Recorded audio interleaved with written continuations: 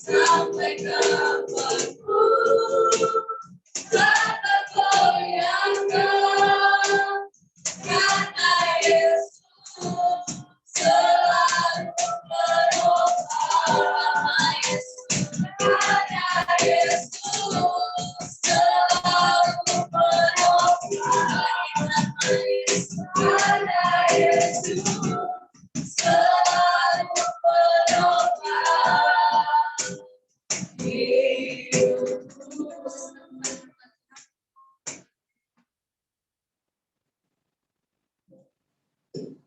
Ya, mari kita satu di dalam doa sebelum mendengarkan firman Tuhan. Mari kita berdoa. Seperti pujian yang kami nyanyikan ya Tuhan, bahwa hidup kami ini tidak mungkin bisa bertahan tanpa Tuhan. Kami kuat dan kami tidak digoyahkan oleh situasi, kondisi apapun di sekitar kami, di lingkungan kami. Kami tetap ada, semua karena kekuatan yang Tuhan karuniakan kepada kami. Terlebih hari ini kami boleh berjumpa dengan Tuhan melalui ibadah Kingmi Jemaat Immanuel. Saya bersyukur Engkau berikan kesempatan kepada kami untuk memuji, menyembah Tuhan. Bahkan terlebih sebentar kami akan mendengarkan kebenaran firman-Mu yang akan menguatkan kami, menegur kami, membuat iman kami semakin bertumbuh, semakin dewasa di dalam Tuhan. Sehingga hidup ini ditemukan oleh Tuhan, kehidupan yang berjalan sesuai dengan rencana-Mu dan berkenan kepada Tuhan Yesus. Urapi kami semua, mampukan kami, baik yang ada di gedung asrama, maupun yang ada di rumah masing-masing, semua kami dituntut oleh Tuhan untuk boleh mengerti kebenaran firman-Mu. Tentunya kami tidak hanya mau mengerti Tuhan, tapi juga kami mau menaatinya, melakukannya. Karena hanya benar dan tidak sebenarnya. Tapi kami mendengar dan melakukannya, maka itulah yang akan membawa dampak perubahan dalam kehidupan kami. Terima kasih Tuhan, kami serahkan pemberitaan firman Tuhan, urapi hamba-Mu, biarlah apa disampaikan itu sungguh-sungguh karena pimpinan kuasa Roh Kudus dan tidak satu kata pun yang menyesatkan umat-Mu. Di dalam nama Yesus yang berdoa, haleluya, amin. Halo. Belum. Apakah suara saya jelas? Jelas. Ya. Oke. Kembali kita akan meneruskan firman Tuhan ya yang diambil dari kitab Yohanes. Dari kitab Yohanes. Silakan dibuka kitab Yohanes. Yohanes pasal yang pertama. Yohanes pasal yang pertama. Minggu lalu kita sudah diberkati dengan ayat yang pertama sampai ayat ketiga. Hari ini kita lanjutkan dengan ayat yang keempat. Ayat 4 sampai ayatnya yang ke-13. Ayat 4 sampai yang ke-13. Mari kita perhatikan bersama-sama, kita membaca firman Tuhan ini supaya memberkati kita semuanya. Yang di asrama mulai dari ayat yang keempat dan yang di Zoom ya membaca ayatnya yang kelima gantian sampai kepada ayat 13. Dimulai dari yang ada di gedung asrama. Ya silakan, yang di lantai 2. Dalam Dia ada hidup dan hidup itu adalah terang manusia. Terang itu bercahaya dalam kegelapan dan kegelapan tak dapat menemukannya. Datanglah seorang yang diutuslah namanya Yohanes. Dia datang mengatakan tentang itu supaya semua orang percaya. Oleh Dia semua orang menjadi percaya. Dia bukan terang itu, tapi Dia akan memberi kesaksian tentang terang itu. Sejati menerangi semua manusia datang ke dunia. Yang datang ke dalam dunia. Dia telah ada di dalam dunia dan dunia dijadikan olehnya, tetapi dunia tidak mengenalnya. Dia Dia datang ke negerinya sendiri, tetapi bangsanya tidak menerima dia. itu tidak menerimanya.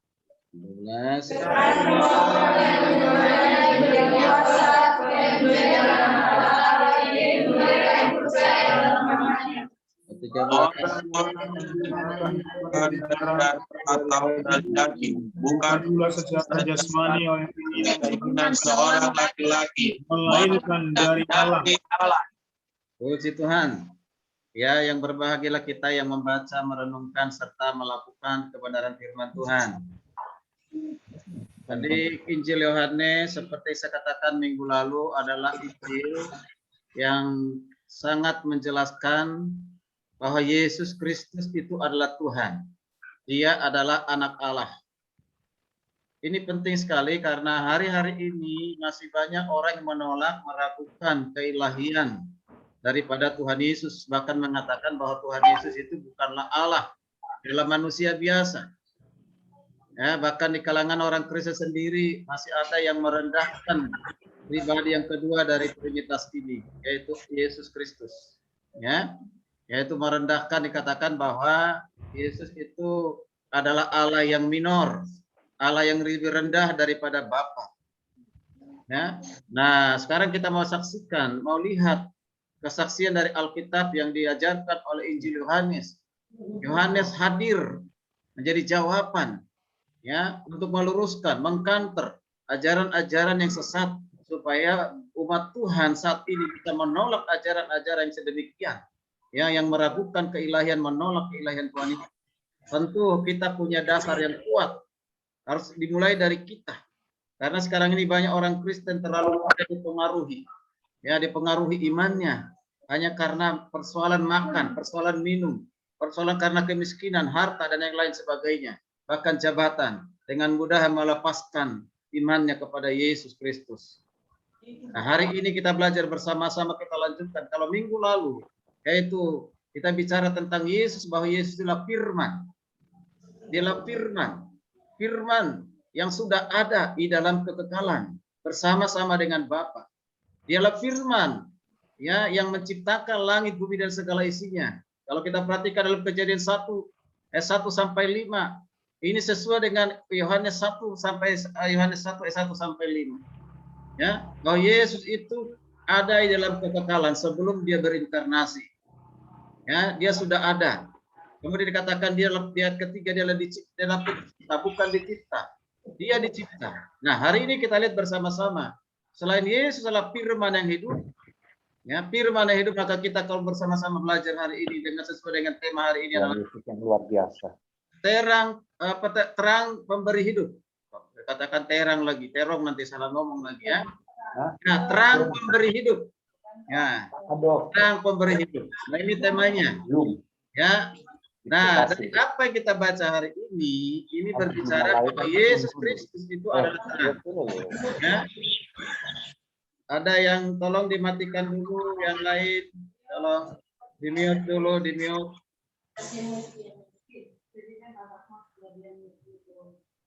Nah. Nah. Bentar. Bisa tak udah masuk dalam rekaman. Bentar dulu.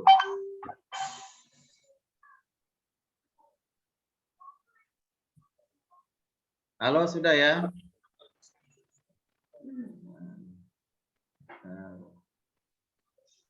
Sudah, Pak.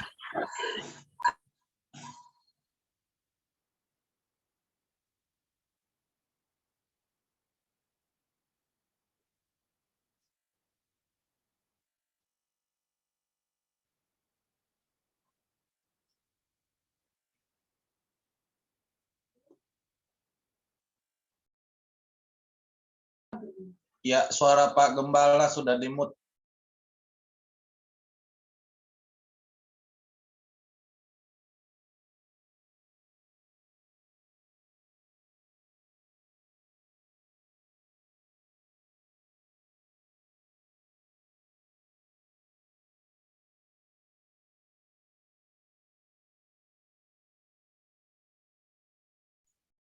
Ya, kita lanjutkan. Sudah ya?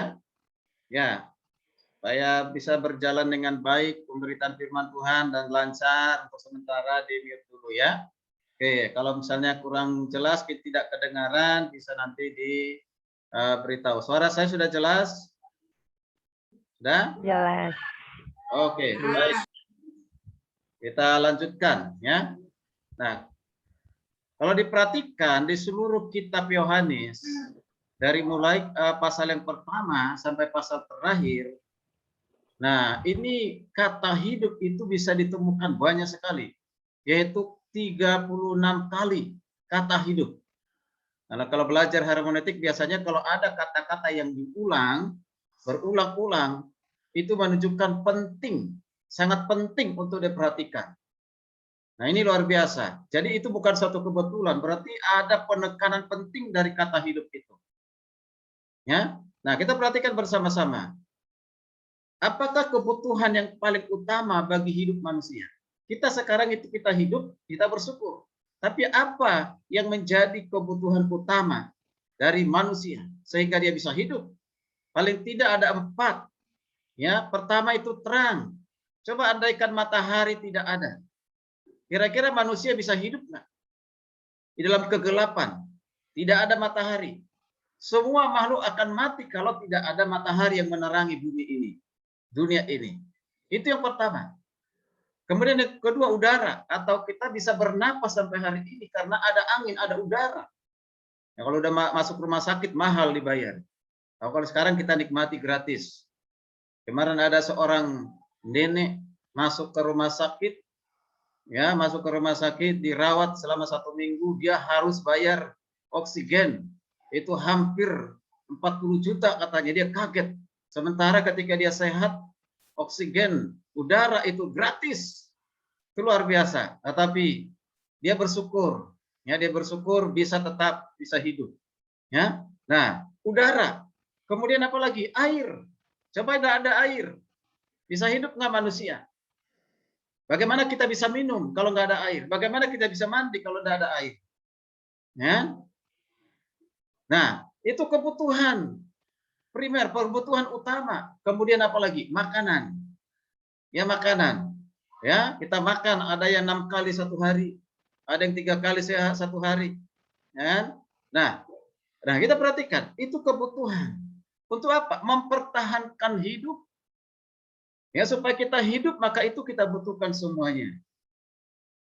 Tapi perlu kita ingat bahwa itu semua yang kita butuhkan itu sifatnya ada di dunia ini, di dunia yang tidak abadi ini, di dunia yang sementara ini. Yang mungkin itu diutamakan dikejar orang sehingga tidak peduli dengan namanya agama, tidak peduli dengan Tuhan. Mengapa selagi dia masih membutuhkan itu, ngapain saya butuhkan Tuhan? Selagi saya ada, ngapain saya butuhkan Tuhan?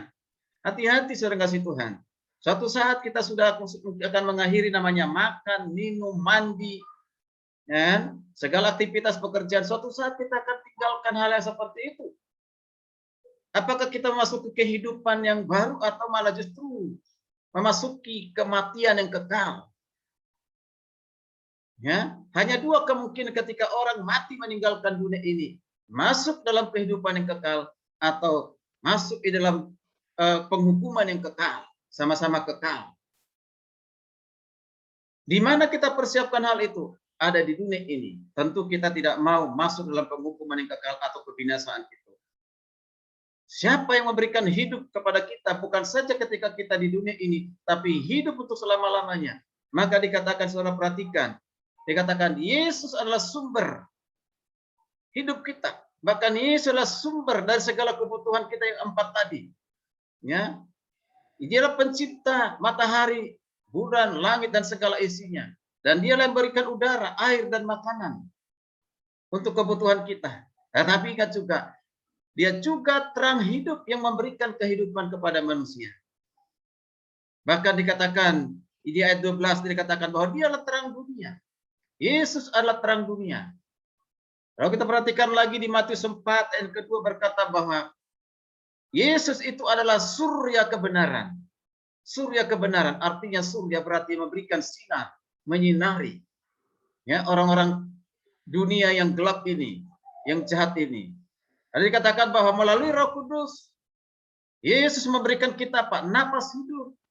Pada saat Adam dan Hawa diciptakan diberikan napas hidup. Sampai hari ini kita bernapas, ingat itu karena pemberian Tuhan. Bahkan dikatakan Yesus itu juga air hidup. Yesus adalah roti hidup yang turun dari surga.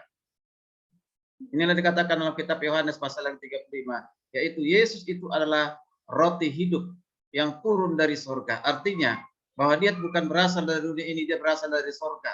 Dia adalah firman yang hidup. Yesus tidak hanya memiliki hidup, ya, tetapi dia juga bisa memberikan kehidupan. Ia sendiri adalah hidup. Ia sendiri adalah kehidupan. Ia sendiri adalah sumber kehidupan. Maka kita perhatikan bersama-sama.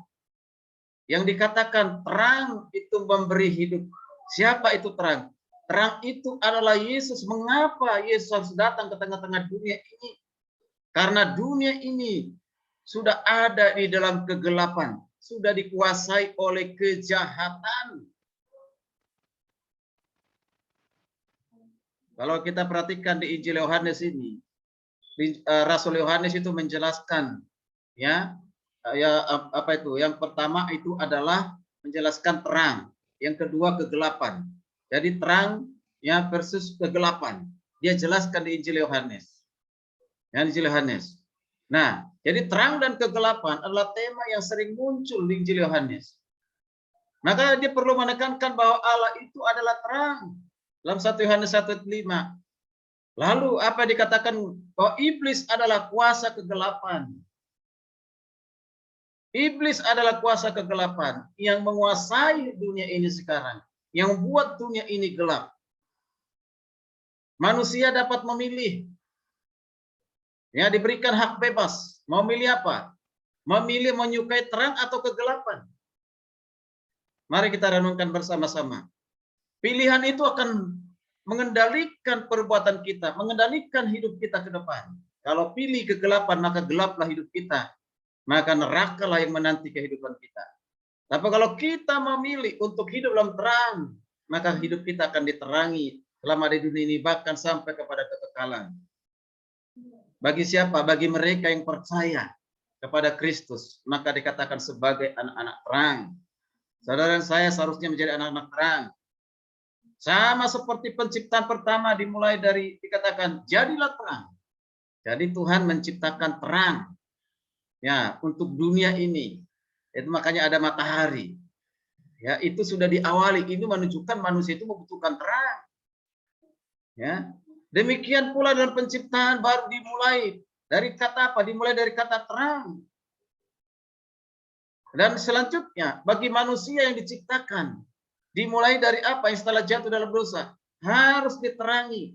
Terang itu harus masuk dalam kehidupan orang percaya. Jadi untuk apa Kristus datang ke dunia ini? Sebagai surya di pagi hari diumpamakan seperti itu. Atau sebagai terang dunia. Untuk apa? Apa tujuannya? Yesus datang menjadi terang bagi dunia ini. Kita lihat ada 3 hal yang menjadi berkat bagi kita. Hal yang pertama, terang Kristus itu memberi hidup dan menerangi hidup manusia. Ini yang pertama. Terang Kristus memberi hidup dan menerangi hidup manusia. Nah, ini kita bisa perhatikan di nas yang sudah dibaca tadi di ayat 4 sampai 5. Perhatikan baik-baik. Ini pengajaran ya supaya saudara bisa kuat. Kita semua kuat dalam pengajaran ini. Ya. Jadi jangan kita tersenang hanya dengan khotbah-khotbah yang praktis. Ya. Ya, khotbah praktis itu penting boleh, tapi banyak kan orang-orang yang tersesat, orang yang akhirnya tinggalkan iman karena maunya khotbah-khotbah praktis tapi tidak suka dengan pengajaran. Ya. Mari kita perhatikan bersama-sama. Di ayat 4 dikatakan di situ di dalam Dia ada hidup. Perhatikan. Di dalam Dia ada hidup. Di dalam siapa? Di dalam Yesus ada hidup. Apa yang dimaksud dengan hidup di sini? Ini yang digunakan di sini adalah kata zoe, yaitu hidup yang kekal. Hidup kekal atau hidup secara rohani. Nah, ini sering dikontraskan oleh Yohanes dengan apa? Dengan kebinasaan, dengan hukuman. Ya, hidup kekal atau hidup secara rohani dikontraskan dengan berarti kalau tidak memiliki kehidupan kekal berarti binasa. Kalau tidak memiliki hidup kekal berarti hukuman yang kekal. Di dalam arti seperti ini kita katakan, perhatikan bersama-sama, dalam Yesus ada hidup. Di dalam Yesus ada hidup. Artinya apa? Hanya dalam Yesus ada hidup kekal. Hanya dalam Yesus ada hidup rohani. Nah, kalau kita perhatikan di sini, berarti di luar Yesus, perhatikan ya, di luar Yesus yang ada apa? Yang ada adalah kebinasaan. Sekali lagi saya ulang, yang ada adalah kebinasaan, yang ada adalah hukuman. Karena itu, perlu kita renungkan bagi Bapak Ibu saudara kasih Tuhan, apakah saudara sudah ada di dalam Yesus atau belum? Kalau kita sekedar ada di gereja, masuk ibadah, belum tentu ada Kristus dalam kehidupan kita. Menjadi warga gereja belum tentu menjadi warga kerajaan Allah. Tapi menjadi warga kerajaan Allah sudah pasti menjadi warga kerajaan gereja. Warga gereja. Masuk ibadah di gedung gereja, belum tentu dia juga adalah orang yang hatinya sudah diterangi oleh Kristus. Atau dia sudah menerima terang itu. Ingat bahwa orang yang ada di dalam gereja sekali lagi, tetapi dia ada di luar Yesus, maka tetap aja binasa. Orang yang hanya beribadah tapi dia di luar Yesus, tetap aja binasa, tetap aja dihukum. Jadi pastikan Bapak Ibu saudara kasih Tuhan, kita ada di gereja, tapi karena kita sudah ada di dalam terang, sudah ada di dalam Kristus. Nah ini yang pertama. Lalu perhatikan dikatakan hidup itu adalah terang manusia. Masih di ayat keempat. Kapan dikatakan hidup itu adalah terang manusia, ya terang manusia, ya.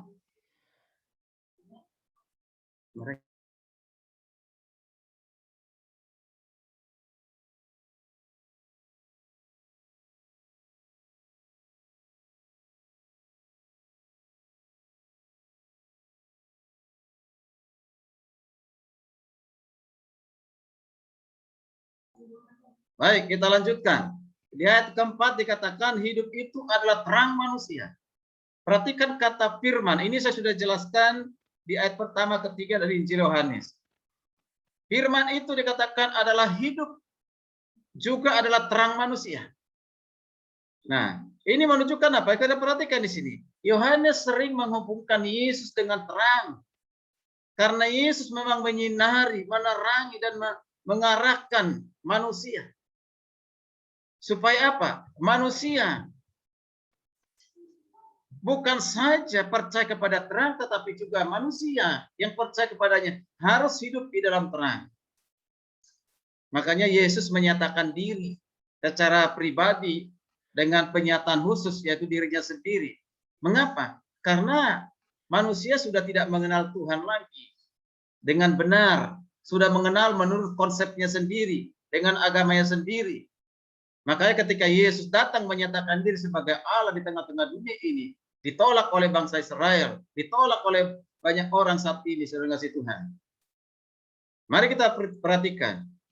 Ya, secara implisit ini menunjukkan bahwa tanpa Kristus, perhatikan, tanpa Kristus atau di luar Kristus, manusia pasti akan tersesat, manusia akan pasti binasa tanpa Kristus. Kalau kita tahu hal seperti ini, maka kita harus punya belas kasihan kepada teman-teman kita yang masih dalam suatu keraguan itu, untuk kita memberitakannya. Mereka mau percaya atau tidak, itu urusannya Tuhan. Yang tugas kita adalah untuk menyampaikan. Maka nanti kita perhatikan hal yang berikut dari firman Tuhan hari ini. Ya, jadi mereka harus percaya, harus ikut Yesus, menjadi anak-anak terang. Maka mereka akan lepas dari kebinasaan itu, maka tidak akan pernah tersesat. Lalu dikatakan terang itu bercahaya dalam kegelapan, dan kegelapan tidak menguasainya. Tadi saya katakan bahwa dunia ini sudah ada di dalam penguasaan kegelapan. Makanya hari-hari kita dengar kejahatan tidak pernah berhenti. Ya, sesama manusia sudah saling menggigit, tidak ada lagi menghargai sesama manusia. Bahkan dalam keluarga pun seringkali terjadi hal-hal yang sangat tragis. Suami membunuh istrinya, istri membunuh suaminya. Orang tua masih kecil, remaja sudah membunuh bapaknya, yang membunuh, dan yang lain. Bahkan kita lihat ada bapak tiri memperkosa anak tiri. Ngeri, tiap-tiap hari kita mendengarkan berita yang sangat mengerikan. Mengapa ini? Kegelapan, kuasa dosa, perampokan, pencurian, sudah nekat. Karena kelaparan butuh makan. Korupsi jalan terus. Mengapa? Karena hatinya belum diterangi oleh Kristus. Kalau hati sudah diterangi oleh Kristus, maka itu lenyap semuanya. Dia akan berjuang untuk melawan dan meninggalkan itu. Sama seperti terang, maka kegelapan di sini berarti kegelapan secara rohani. Artinya tidak tertarik lagi dengan perkara-perkara rohani, tidak tertarik lagi dengan perkara-perkara yang berbicara tentang Tuhan. Ini menunjukkan kepada manusia yang digelapkan oleh apa? Oleh dosa, oleh ketidakpercayaan. Kalau perhatikan ada kata menguasai. Kata menguasai di sana dalam bahasa Yunani disebut dengan katelaben. Ya, katelaben. Katelaben. Ini artinya apa? Berarti mengerti, menguasai, mengalahkan, memadamkan. Nah, kita perhatikan. Berarti artinya dia dikuasai oleh kegelapan, dia tidak mampu dia hidup dalam terang, akhirnya dia dikalahkan. Ya. Nah, tidak ada terang, padam. Nah, kata katelaben itu juga artinya mengerti dan mengatakan bahwa bagian ini menunjukkan apa? Bahwa sudah terjadi kebejatan total pada manusia. Setelah manusia jatuh dalam dosa, dikuasai oleh kejahatan, berarti kebejatan total, moral. Ya, sudah bejat. Nah, manusia seperti ini tidak dapat menyelamatkan dirinya sendiri. Tidak bisa bebas keluar dari persoalan itu. Dia nggak bisa merdeka dari dosa itu. Dari perbudakan dosa itu. Dia tidak bisa merdeka dari perbudakan dosa itu. Dia hanya bisa merdeka kalau Tuhan sendiri yang menolongnya. Manusia membutuhkan bantuan Tuhan. Itulah sebabnya penting mengerti siapa Yesus. Ya, dia adalah terang yang dapat menerangi hati manusia sehingga dia berubah. Ya, mengapa? Karena dia harus menyinari hidupnya sendiri, menyinari sekelilingnya. Itu yang pertama. Jadi hal yang pertama, apa tujuan Yesus datang sebagai terang? Adalah untuk memberikan kehidupan, memberikan hidup yang kekal. Lalu untuk apa? Menerangi manusia, supaya manusia jangan tinggal lagi dalam kegelapan, di dalam kejahatan. Nah, bagaimana caranya supaya orang bisa tahu bahwa Yesus adalah terang yang bisa mengalahkan kegelapan? Maka hal yang kedua, yang penting sekali, terang itu harus disaksikan. Di ayat 6 sampai 9 yang sudah kita baca tadi. Ini adalah Yohanes. Yohanes bukan Yohanes penulis Injil Yohanes, tapi ini Yohanes Pembaptis. Yohanes Pembaptis dipersiapkan oleh Tuhan. Dipersiapkan menjadi perintis, pembuka jalan bagi kedatangan Yesus Kristus. Dia hadir. Dia diberikan tanggung jawab sebagai pembuka jalan, sebagai saksi. Saksi Kristus. Maka kita perhatikan Yohanes Pembaptis ini. Dia belum berjumpa dengan Tuhan, tapi sudah tahu bahwa Yesus akan datang. Dia menyaksikan itu kepada banyak orang pada saat melakukan baptisan di Sungai Yordan. Yohanes Pembaptis. Nah, jadi kita perhatikan di sini. Jadi tugas Yohanes Pembaptis itu apa? Menjadi saksi tentang terang itu. Menjadi saksi bagi Yesus. Supaya semua orang yang menjadi percaya kepada Yesus. Supaya orang semua percaya kepada Yesus. Maka Yohanes Pembaptis tampil pada saat itu. Nah, mari kita perhatikan bersama-sama, saudara kasih Tuhan. Kita sudah tahu mungkin, kita sudah ada dalam terang. Atau kita sudah diterangi kehidupan kita. Salah satu bukti bahwa hidup kita sudah terangi, peduli dengan dunia yang gelap ini.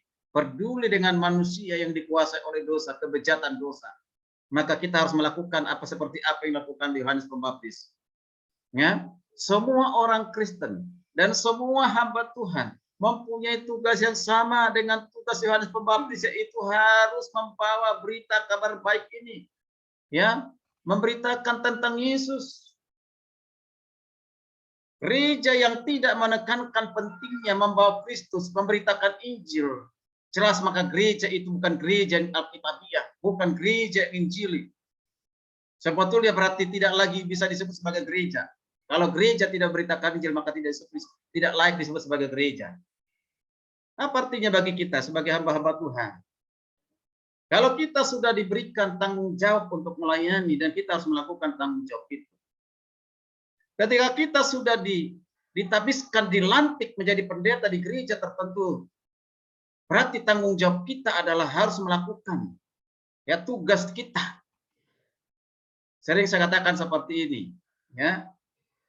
Saya melamar di suatu perusahaan itu menerima saya untuk bekerja, entah sebagai apa di sana. Mungkin sebagai manajer. Berarti saya harus bekerja. melayani, memberikan yang terbaik bagi perusahaan itu. Ya. Saya tidak menjadi suatu pengkhianat, lebih mengutamakan di luar perusahaan yang lain atau perusahaan yang lain. Saya di perusahaan PT, ya PT maju, lebih saya kerja di PT mundur, ya kan? Dan mungkin perusahaan tidak akan pernah menghargai kita, memberikan prestasi kepada kita. Artinya apa? Kalau saya diterima sebagai karyawan di situ berarti bertanggung jawab menjadi karyawan. Ketika saya dilantik menjadi hamba Tuhan di gereja tertentu, maka saya bertanggung jawab untuk melakukan tugas itu. Apa kegiatan pelayanan di gereja itu menjadi prioritas? Itu kalau kita menerima jabatan seperti Yohanes Pembaptis ini, luar biasa. Dia menjadi saksi, dia lakukan tugasnya. Dia tidak lari dari tugas itu, apapun. Ya? Bolehkah kita melayani di tempat lain? Boleh, silakan. Tapi prioritas ada di lingkungan komunitas gereja di mana kita dilantik, kita sebagai pendeta. Itu yang menjadi utama. Itu menunjukkan bentuk tanggung jawab kita. Jadi kalau kita bersaksi tentang terang, maka perlu kita ingat bahwa makin gelap suatu tempat, maka terang itu dibutuhkan. Kita harus hadir di tengah-tengah terang itu. Di tengah-tengah kegelapan itu membawa terang, itu maksudnya. Karena itu janganlah takut bersaksi kepada orang-orang yang bejat. Mungkin dia preman, mungkin dia anak jalanan, atau siapapun dia yang kita mungkin dalam penilaian kita bejat. Mari kita tetap memberitakan Injil dengan penuh dengan kasih. Orang kasih Tuhan, ingatlah bahwa pertobatan mereka tergantung kepada apa? Tergantung kepada mereka mau mendengarkan Injil. Siapa yang akan memperdengarkan Injil? Adalah kita. Seperti Yohanes, beritakan. Banyak yang percaya pada satu, banyak sekali mereka menyerahkan diri dibaptis. Tentu mereka menjadi orang percaya itu bukan tergantung kepada kita, bukan tergantung kepada pemberitaan kita, tapi tergantung kepada Roh Kudus. Tugas kita hanya menyaksikan, memberitakan Injil kepada mereka. Tujuan bersaksi adalah supaya orang percaya kepada Yesus, supaya orang percaya kepada Yesus. Karena itu, mari kita bersaksi, mari kita memberitakan Injil dengan motivasi apa? Untuk membawa kepada Tuhan Yesus, bukan untuk membawa kepada diri kita sendiri supaya kita dihargai, dihormati. Bukan. Makanya kurang tepat kalau mengatakan jemaatku. Ya, seringkali gembala pendeta mengatakan jemaatku. Ya, seharusnya jemaatnya Tuhan yang dipercayakan untuk menggembalakan. Mengapa? Cenderung nanti orang menjadi sombong. Karena menganggap bahwa karena dialah ada orang itu, karena dialah ada di gereja, karena dialah dia dimenangkan, karena dialah dia bertobat. Hati-hati. Ya, Rasul bukan, maksudnya Yohanes Pembaptis tidak seperti itu. Dia sangat rendah hati. Nah, jadi kita harus memiliki motivasi yang murni dalam pemberitaan Injil. Ya, jadi siapapun kita dalam motivasi untuk membawa orang kepada, bukan membawa kepada diri kita sendiri. Apalagi kita sebagai hamba Tuhan, mungkin juga guru sekolah minggu, mungkin juga sebagai dosen, ya, atau supaya gereja menjadi besar. Bukan itu tujuan kita. Ya, bukan supaya gereja menjadi besar, bukan. Atau supaya saudara kelihatannya lebih pandai, lebih rohani, lebih terhormat, bukan. Ya, bukan itu. Yohanes Pembaptis melakukan tugas dengan baik, dan dalam pelayanannya dia bukan hanya selalu meninggikan Kristus, tetapi dikatakan dia juga merendahkan dirinya sendiri. Luar biasa. Biarlah dia yang dibesarkan, biarlah Yesus yang dibesarkan, ditinggikan. Bahwa saya ini semakin dikatakan apa? Semakin kecil, lalu arti merendahkan diri, saudara kasih Tuhan. Kita perhatikan, sekalipun Yohanes Pembaptis melayani seperti itu, tetap ada banyak orang Yahudi yang terlalu meninggikan Yohanes Pembaptis. Bahwa dianggap dia bahwa Yohanes Pembaptis Yesus, orang hebat, ya, mengira Mesias. Tapi Yohanes Pembaptis mengatakan, bukan aku yang menjadi Mesias, tapi dia akan datang, itu Yesus Kristus. Dia bisa terkenal pada saat itu, bisa memiliki popularitas pada saat itu. Mengapa? Karena dia berseru, didengar oleh banyak orang, bisa terkenal. Tetapi dia tidak mau hal itu terjadi. Kenapa? Karena dia hanya sebagai alat, sebagai saksi saja. Biarlah Yesus yang ditinggikan. Saudara kasih Tuhan. Penerapan bagi kita, kalau ada hamba Tuhan yang selalu meninggikan Kristus, itu baik nggak? Baik. Tapi tidak akan pernah baik kalau dia meninggalkan Kristus, tapi dia tidak pernah merendahkan dirinya sendiri. Bisa mendapatkan hasil di mana ia mungkin melayani ketika dia meninggikan Yesus. Maka penting kita renungkan apa yang harus kita lakukan, saudara kasih Tuhan. Ada beberapa kemungkinan. Ia meninggikan Kristus tetapi tidak merendahkan dirinya. Ini kesombongan, sombong rohani. Seolah-olah dia udah banyak berbuat sesuatu. Ya kan? Padahal dihitung tidak ada apa-apanya dengan apa yang dibuat oleh Kristus. Bahkan mungkin ada orang lain lebih hebat dari kita. Saya sudah melakukan ABCD bagi orang lain di luar sana. Ya.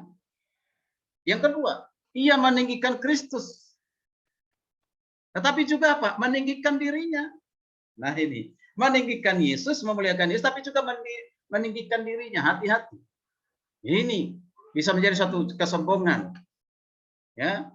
Mengapa? Karena menganggap dia orang pandai, orang paling pintar, orang paling cerdas, orang orang yang berpengaruh, ya, dibutuhkan orang, dicari orang, ya kan? Nah, diberikan kedudukan, jabatan dan yang lain, merasa dirinya baik, maka ditinggikan dirinya, ya. Hati-hati. Ia tidak meninggikan Kristus. Ini kan kemungkinan ketiga. Ia tidak meninggikan Kristus, tapi meninggikan dirinya sendiri. Wah. Ini banyak juga yang seperti itu. Dia nggak meninggikan Kristus, tapi meninggikan diri. Sebenarnya kalau orang yang sudah diterangi oleh Kristus, pada saat dia bersaksi, memberitakan Injil, atau dia menjadi hamba Tuhan, pelayan Tuhan, Yesus yang selalu ditinggikan, Yesus yang selalu dipermuliakan, diri sendiri semakin kecil, harus semakin rendah hati. Inilah yang dilakukan oleh Yohanes Pembaptis. Bapak Ibu dan kasih Tuhan, mari kita renungkan kembali calon-calon hamba Tuhan, dan semua kita yang ada dalam gereja King Jemaat Immanuel. Kita ada di mana? Kita meninggikan Yesus, tapi merendahkan tidak merendahkan dirinya sendiri. Atau ia meninggikan Kristus, tapi dia meninggikan dirinya sendiri juga. Atau tidak meninggikan Kristus, tapi meninggikan dirinya. Hanya 3 kemungkinan itu. Tetapi yang Tuhan kehendaki, biarlah Tuhan yang ditinggikan, diagungkan seperti Yohanes Pembaptis. Kita semakin kecil, Yesus semakin besar. Hal yang ketiga, hal yang terakhir kita perhatikan bersama-sama. Di ayat 11-12. Terang yang sudah datang ke dunia ini, dialah pemberi hidup dan menerangi dunia ini, menerangi orang yang setiap percaya kepadanya. Dan itu harus disaksikan. Dia harus diberitakan. Maka hal yang terakhir, terang itu harus diterima. Terang itu harus diterima. Minta tolong Pak, Bapaknya Gio, baca ayat 11. Ayat 11. Dan ayat 11 dan 12.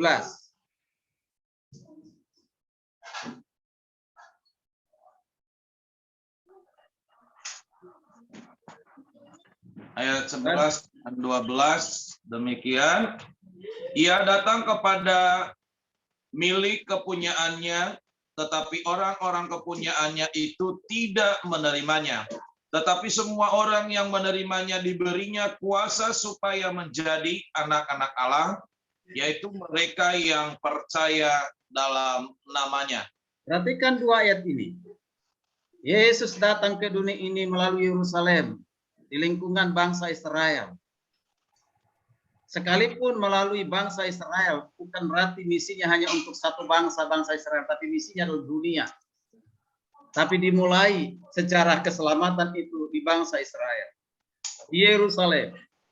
Tapi kita perhatikan di sini, bangsa yang milik kepunyaan Tuhan, dikatakan di ayat 11, datang kepada mereka tapi menolaknya.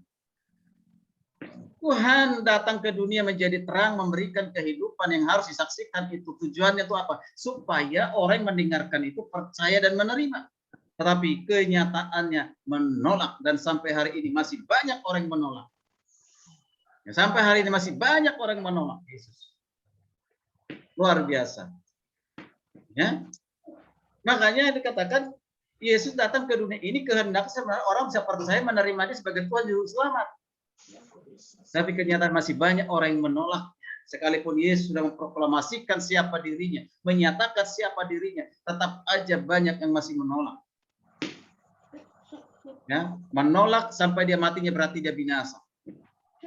Ya, jadi perhatikan di sini supaya semua orang yang menjadi percaya di ayat 12 ini kuncinya nih. supaya semua orang menjadi percaya. Nah, beritakan Injil bahwa Yesus Kristus adalah Tuhan, supaya yang mendengarkan itu percaya menerima Yesus. Itu. Jadi Yohanes Pembaptis berusaha supaya semua orang menjadi percaya. Padahal jelas bahwa tidak mungkin semua orang bisa percaya.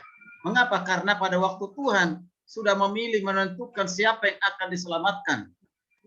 Ya, sudah dipilih oleh Tuhan. Nah, tapi kita nggak tahu siapa yang dipilih atau tidak, kita tidak tahu, maka kita harus beritakan Injil. Karena orang mengatakan karena sudah ada dipilih oleh Tuhan maka tidak perlu beritakan Injil. Sudah orang dipilih diselamatkan tidak perlu beritakan Injil. Tidak, kita tetap harus beritakan Injil. Saudara kasih Tuhan. Ini menunjukkan bahwa kita tetap memberitakan Injil seperti yang dilakukan oleh Yohanes Pembaptis. Tugas kita hanya memberitakan Injil kepada semua orang. Yang membuat dia percaya menerima sebagai tujuan selamat itu pekerjaan dari Roh Kudus. Mari kita kerjakan, kita lakukan. Yohanes Pembaptis bersaksi kepada umat manusia. Yohanes Pembaptis memberitakan supaya orang mendengarkan itu, yang membutuhkan keselamatan itu, supaya jangan hidup dalam kegelapan, maka dia harus beritakan. Tidak ada cara lain untuk mengubah hati orang, kecuali hanya berjumpa dengan Tuhan Yesus. Inilah yang dilakukan oleh Yohanes Pembaptis. Dia sangat tegas ketika dia sebelum membaptis. Ya, berilah dirimu dibaptis. Hai engkau keturunan ular beludak, pembohong, pendusta, penipu, bertobatlah. Itu luar biasa. Dia berani mengatakan demikian. Mengapa? Supaya mereka bertemu dengan Tuhan, percaya kepada Yesus. Nah, saudara kasih Tuhan, penerapan bagi kita dalam firman Tuhan ini. Hati-hati dengan sikap saudara terhadap hamba Tuhan yang top dan populer. Mengapa? Ya, Yohanes Pembaptis bisa saja dia terkenal. Yohanes bisa saja dia terkenal. Ya, bisa. Tapi dia tidak mengutamakan itu. Tapi sekarang ini hamba-hamba Tuhan yang sudah memiliki popularitas, terkenal, kadang-kala sudah dibuat menjadi Tuhan, bahkan Tuhan yang kedua dalam hidupnya. Dibela habis-habisan sekalipun salah, keliru, sesat, dibela habis-habisan. Ya kan? Nah, itu terjadi. Kristus yang harus saudara tinggikan, bukan manusia, bukan pendeta, bukan namanya Ador Bastian putar-putar, bukan gembala sidang yang saudara tinggikan. Ya kan? Tapi tinggikanlah Tuhan, seperti Yohanes meninggikan Yesus. Karena tujuan Rasul Yohanes adalah menunjukkan Yesus sebagai Kristus, anak Allah. Maka penting baginya untuk apa? Menunjukkan bahwa Yohanes Pembaptis bukanlah Kristus. Dia bukan Kristus yang ditinggikan, dipopulerkan. Bukan Yohanes Pembaptisnya. Tetapi siapa? Yesusnya yang harus ditinggikan, dipopulerkan. Diutamakan dalam pemberitaan. Di dalam mengajar tidak cukup seorang hamba Tuhan hanya mengajarkan ajaran benar. Ia juga harus menunjukkan kesalahan dari ajaran yang salah yang dilakukan oleh orang lain dengan berani. Supaya orang tersebut menjadi percaya dan berubah. Jangan kita kompromi dengan kesalahan.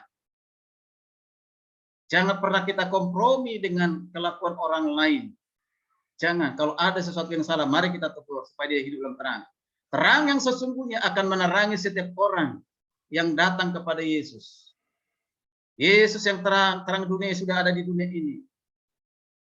Dia datang supaya kita menerima terang itu, supaya kita berubah. Perhatikan kata-kata dikatakan, sedang datang ke dalam dunia untuk apa? Menerangi kegelapan, menerangi dunia ini. Maka setiap orang yang sudah percaya kepada Kristus, sesungguhnya dia sudah ada di dalam terang. Dia anak-anak terang, maka dia harus hidup menjadi anak-anak terang. Bapak Ibu kasih Tuhan, maka kita perhatikan. Pada saat seseorang sudah percaya kepada Kristus, berarti dia sudah menjadi anak terang. Kalau dia sudah menjadi anak terang, berarti dia harus menyinari dunia yang gelap di sekitar kita, ya, yang jauh dari Tuhan. Maka dikatakan terang itu menerangi, terang itu menerangi. Kristus datang menerangi. Nah, ketika Kristus ada dalam kehidupan kita, maka kita pun datang untuk menerangi. Saudara kasih Tuhan, mari kita perhatikan bersama-sama. Seseorang selamat bukan karena ia sudah mendengar tentang terang. Bukan karena mendengarkan Injil tentang terang itu. Tapi seorang akan diselamatkan ketika orang sudah percaya kepada Yesus, percaya kepada terang itu. Menerima sebagai juru selamat dan Tuhan dalam hidupnya. Percaya sungguh-sungguh kepada Tuhan Yesus. maka dia sudah ada dalam terang. Terang itu akan menghentikan dia dari segala kejahatan, kemunafikan, kebohongan, kesombongan, peninggian diri, dan yang lain sebagainya. Dia akan melihat bahwa hidup ini hanya karena anugerah dari Kristus, kasih karunia dari Tuhan. Tidak ada yang perlu disombongkan. Terima kasih Tuhan. Saya akan akhiri renungan firman Tuhan dengan menyimpulkan. Ada beberapa hal yang menjadi berkat bagi kita. Sudah sangat jelas bahwa yang dimaksud dengan terang itu siapa? Adalah Kristus Yesus yang sudah datang ke dunia ini. Kristus datang untuk memberi hidup kekal. Kristus harus ada dalam hidup kita, harus menerangi kehidupan kita, kehidupan manusia. Dan Kristus itu harus disaksikan, harus diberitakan. Dan Kristus itu harus diterima di dalam kehidupan kita. Puji Tuhan. Kiranya firman Tuhan hari ini mulai menjadi berkat pengajaran bagi kita, mengubah kehidupan kita, dan kita ajarkan kepada orang lain sehingga menjadi berkat. Terpujilah nama Tuhan Yesus. Tuhan yang kekal adalah firman yang hidup, pencipta alam semesta dan yang beri napas kehidupan bagi kita dan juga keselamatan bagi kita semuanya. Haleluya. Kita bersyukur atas firman Tuhan. Mari saya mohon kesediaan dari Pak Martin berdoa mengucap syukur atas firman Tuhan.